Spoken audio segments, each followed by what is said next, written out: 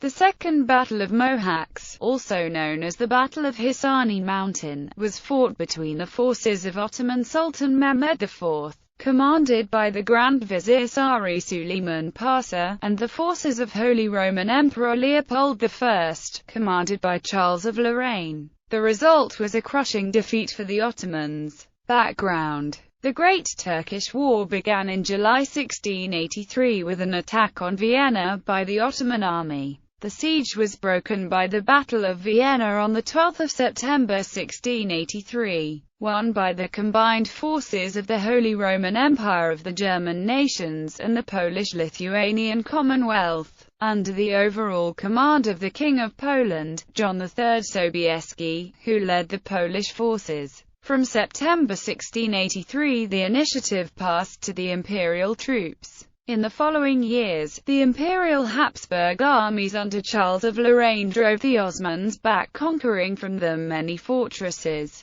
After the Battle of Buda they laid siege to and took over the former Hungarian capital of Buda. At the end of 1686, the Ottomans made peace overtures. However, the Imperial Habsburgs now saw a chance to conquer the whole of Hungary, and the peace overtures were rejected. In April 1687, it was decided in Vienna that further military action should be taken. The main army under the command of Duke Charles of Lorraine proceeded along the river Danube to Osijek on the river Drava, while another army, of about 20,000 men, under the command of Elector Max Emanuel of Bavaria, moved along the river Tisza to Szolnok and towards Petrovaradin. In the middle of July, the two imperial armies met on the Danube and either marched overland or along the Drava to Osijek. In contrast, the Ottoman army under the command of the Grand Vizier Sari Suleiman Pasha stayed in front of the main river Drava, crossing at Osijek in order to protect it, and then fortified this position. When the Imperial Habsburg army arrived, the river Drava divided the two sides. At the end of July, the Imperial Habsburg army was able to make her bridgehead on the shores of the river and stood in battle array, in order to challenge the Ottomans. However, the Ottoman army remained passive and was satisfied with artillery bombardments of the weirs on the Drava, the bridges and the riverside.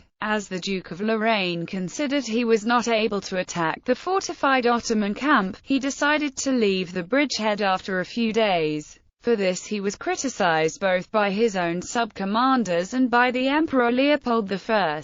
The move was interpreted by the Ottoman Grand Vizier as a sign of a loss of morale by the Habsburg troops, so he decided to follow them. In early August, through skillful maneuvering, the Osman army drove the Habsburg army back toward Mohács and towards an Ottoman fortified position. The Ottomans had also built a fortified position at Darda, but this was skillfully hidden among the thick bushes so that it was not visible to the Habsburg army. For this reason Duke Charles of Lorraine did not suspect the presence of the Ottoman army in the vicinity. The battle. On the morning of 12 August the Duke of Lorraine decided to move to Close, because the position and the hard ground there made it more appropriate as a battleground. The Habsburg right wing, moving westward, began to march through a densely forested area. Sari Suleiman Pasha decided that this was just the chance he was waiting for. He ordered an attack with his entire army on the Imperial Army's left wing, which under Maximilian II Emanuel, Elector of Bavaria, was still in its earlier position, and which according to the Habsburg battle plan was also to start marching west. The Ottoman army caught the Imperial army near Nagy Hisani and the nearby Nagy Hisani Hill, with its heavily wooded steep slopes.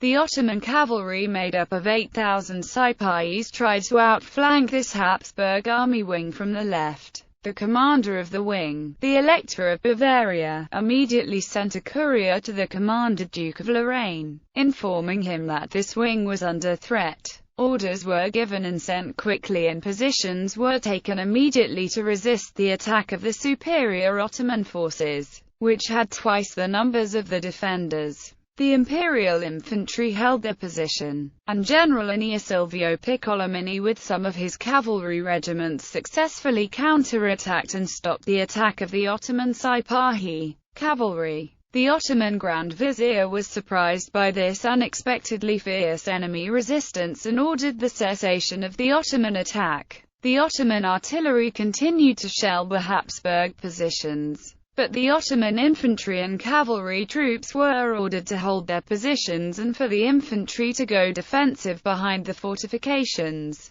This relative lull in fierce fighting gave the right wing of the Habsburg army enough time to return to its original position. The Habsburg commander, the Duke of Lorraine, initially thought that his army should defend the positions, which might have led to a relative standstill. However, to gain the initiative, the Elector of Bavaria and the Margrave Louis of Baden-Baden persuaded him to order a large-scale counter-attack. The deployment of the Imperial Habsburg army for this counter-attack was finished at 3 p.m. Just at the same time, Sari Suleiman Pasha decided to attack again alongside Mustafa Pasha of Rodosto, the commander of the Janissary. Against Sipais supported the Janissary infantry frontal attack by attempting to outflank the Habsburg army. Margrave Ludwig of Baden successfully resisted the attack with his infantry squadrons, and then he went on to attack the still unfinished Ottoman defensive position. At the forefront of this imperial penetrative attack on the Ottoman fortifications were the troops under the command of the generals Rabutin, Eugene of Savoy. The Ottoman cavalry riders could not outflank because the steep terrain was difficult for their horses. They had to dismount.